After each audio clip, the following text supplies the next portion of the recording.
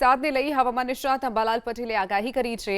5 જૂન સુધી રાજ્યના વિવિધ ભાગોમાં વરસાદની આગાહી। સાયક્લોનિક સર્ક્યુલેશનની અસરના કારણે વરસાદ પડશે।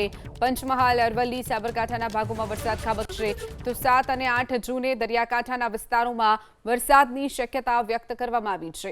દક્ષિણ સૌરાષ્ટ્ર અને દક્ષિણ ગુજરાતના ભાગોમાં વરસાદની પણ શક્યતા અંબાલાલ પટેલે વ્યક્ત કરી છે। વરસાદને લઈ અને હવામાન નિષ્ણાત અંબાલાલ પટેલની આગાહી 5 જૂન સુધી રાજ્યના વિવિધ ભાગોમાં વરસાદ વરસી શકે છે, જ્યારે 7 અને 8 જૂને દરિયાકાંઠાના વિસ્તારોમાં પણ વરસાદનું આગમન થઈ જશે।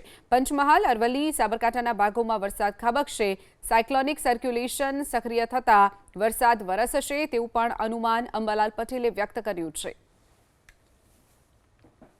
હજુ તારીખ 5 જૂન સુધીમાં રાજ્યના ભાગમાં વરસાદ થવાની શક્યતા છે, જેમાં બપોર પછી ગાજવીજ સાથે વરસાદ થવાની શક્યતા છે, જેમાં ખાસ કરીને સાબરકાંઠાના ભાગો, અરવલ્લીના ભાગો અને પૂર્વ ગુજરાતના ભાગો, પંચમહાલના ભાગો, ગોધરાના ભાગો, દાહોદના ભાગો, આ ભાગોમાં વરસાદ થવાની શક્યતા રહેશે।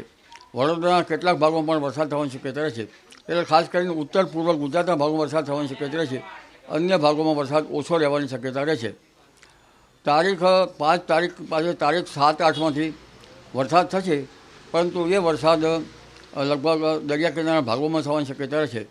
તારીખ 7, 8 અને 8, 9માં દક્ષિણ ગુજરાતના ભાગોમાં વરસાદ થવાની શક્યતા રહેશે અને પશ્ચિમ સૌરાષ્ટ્રના ભાગોમાં પણ તારીખ 5 થી 7 કે 8 તારીખ સુધીમાં વરસાદ થવાની શક્યતા રહેશે અને દક્ષિણ સૌરાષ્ટ્ર ઉપરાંત પશ્ચિમ સૌરાષ્ટ્રના ભાગોમાં પણ વરસાદ થવાની શક્યતા રહેશે। એટલે પ્રી મોન્સૂન એક્ટિવિટીનો વરસાદ લગભગ 8, 9 મૃગશિર નક્ષત્રમાં પણ સૌરાષ્ટ્રના ભાગોમાં રહેવાની શક્યતા રહેશે। પણ ચોમાસું અંગે જોઈએ તો તારીખ 8મી તે દરિયામાં પવનો બદલાતા 8 થી 15 જૂન વચ્ચે વરસાદ થવાની શક્યતા રહેશે, જેને કંઈક કશે ચોમાસું વરસાદ કહી શકાય।